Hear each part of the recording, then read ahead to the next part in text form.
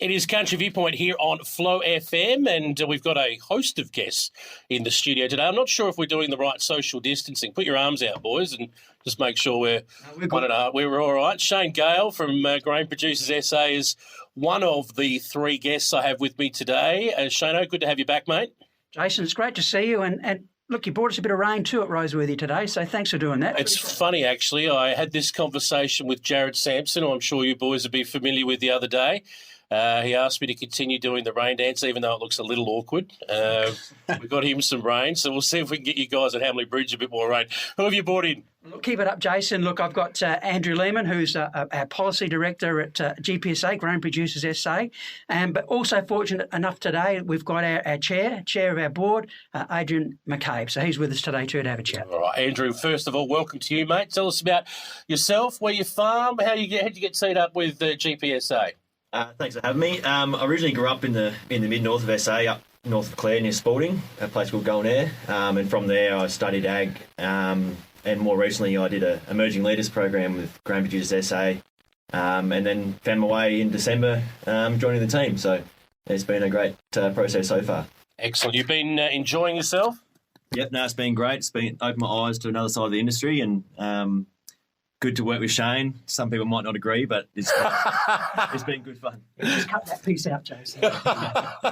And Adrian, it's good to talk to you as well. We had your predecessor on this program quite a few times, Wade Dabbin, down there at Pinaroo, but your country, Hamley Bridge, a very, very different kettle of fish. Yeah, no, still catch up with Wade a fair bit and talk to him regularly, and he's going well, and two children now. So he's a busy man in other areas. But Hamley Bridge at the moment, more Alma is where the house is, and work with my brother and in-laws there, and it's a nice place to live, and didn't realise this was so close to us. Well, exactly right. It's your first trip, boys, to the facility here at Roseworthy, but more specifically than just our building here, Roseworthy, the expansion we're seeing here. Oh, it's incredible, isn't it? Yeah, so we've been actually this morning touring around a little bit, having a look with the camps, about what's happening and driving around their property. It's been enlightening to see what's happening and the urban sprawl pushing, really right, well, from south of Roseworthy right through to Gawler. Yeah. Shane, back to you for a moment. The reason for the invite in today, and thanks for bringing the cavalry as well, I've got to say. It's good to catch up with these two gentlemen. We've got a really important forum coming up in the Barossa Valley for GPSA who are helping facilitate this, but this is a huge event. Tell us about it. Look, thanks, Jason. Yeah, look, the key to this is our involvement with Primary Producers SA and our involvement through them with the National Farmers Federation. So coming down here, we've got a huge suite of important guests, people like Dehan, Fiona Simson, Richard Heath, Michelle Edge, all coming along to this function at the Novotel. Excellent.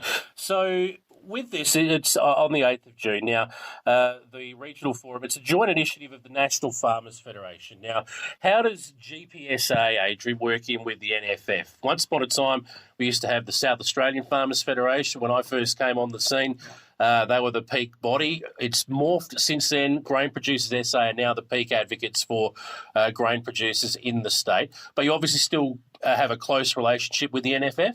Yeah, absolutely. More through our alliance with PPSA, Prime Producers SA, which is headed up currently by Rob Kieran, who's on leave. So we pay a subscription for the NFF through PPSA, and then we, out of that, sit on some subcommittees through the NFF, and through that, with the NFF looking to push out into the regions to get out and about and meet more of their constituents, really, we propose that they come over to the Barossa Valley. So we're really excited to get the national body in the Barossa Valley for our growers to come and hear where their roadmap is for 2030. Adrian, whack your producer's cap on for a moment. If you weren't the chair of GPSA, why would you go to something like this? Oh, there's some great topics. So where we need to know is where the NFF actually sees their 100 billion target for 2030. What does that entail? So I think at the moment we're really in we really need to articulate nationally where sustainability is going forward and where do they see that? Where are the drivers from overseas? How are they impacting that? Where are they doing it for particularly grains? We see here a lot about livestock. This is a real chance as a grains producer to actually get and talk about that. Let's talk about urban encroachment on farming land. Let's talk about mining on farming land. Let's talk about everything that comes across the NFF desk on a national scale to hear what they've got to say. Trade at the moment obviously is a massive one for them as well. So Dehan will come and obviously back that up with the impact of China recently. So Well, there's one of the guests. We'll get to some more in a moment. Shane, your thoughts on the presentations that we're going to hear at this? Look, one of the key drivers too is, we've done our industry blueprint for South Australia. Yeah. And a lot of the things that we'll be talking about on Tuesday fit very closely with that blueprint and creating value for our members and for the state. So it all feeds in together. Remind me, what was the question?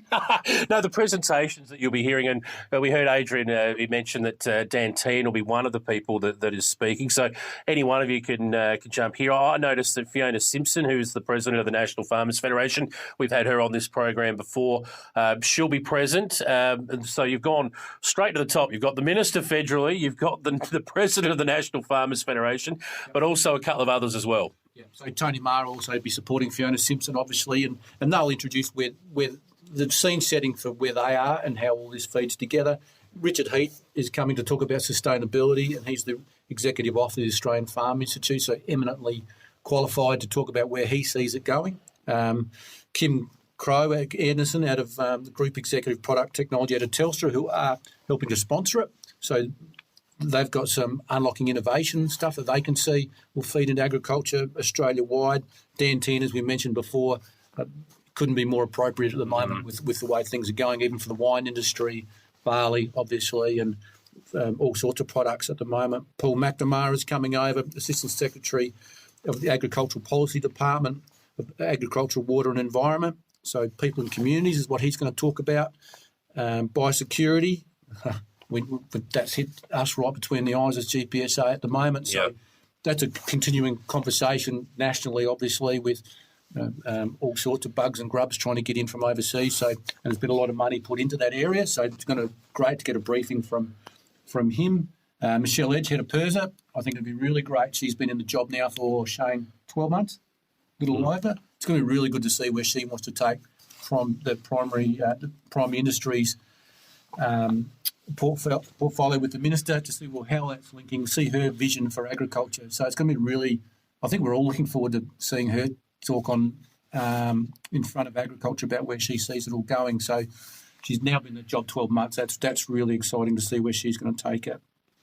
Gentlemen, and I'll go to Andrew here because we've sort of left you out in the cold here, mate, since bringing you in. You've sat here intentionally just being nice and quiet, but I've got to ask you, as someone now with GPSA and the role that you have with these guys, you'll get an opportunity to network, I would imagine. That's just as important, obviously, as hearing some of the big presentations that will be there on the day.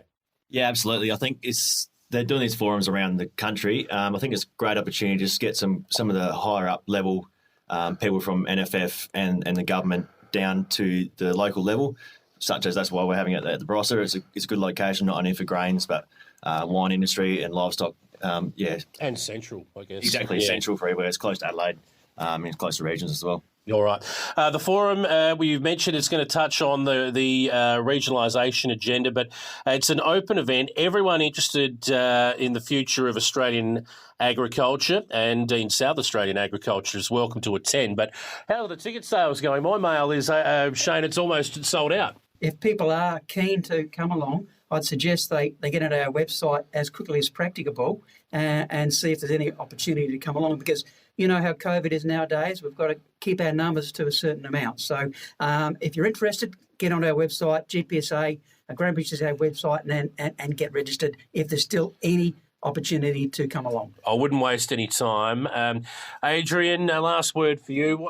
You're obviously looking forward to it, but you'd encourage people from around this area and across the state to get to the conference? Oh, absolutely. We hope it's not a once-off opportunity, but it's certainly a very rare opportunity to get the level of speakers we've got coming on the national scale. So, and it's actually, you will be able to interact with them, touch them and talk to them. It's going to be that nice amount of people, I think, over the dinner before and even the conference. So, yeah, we're really excited to meet these people. COVID has really stopped us interacting with a lot of people face to face.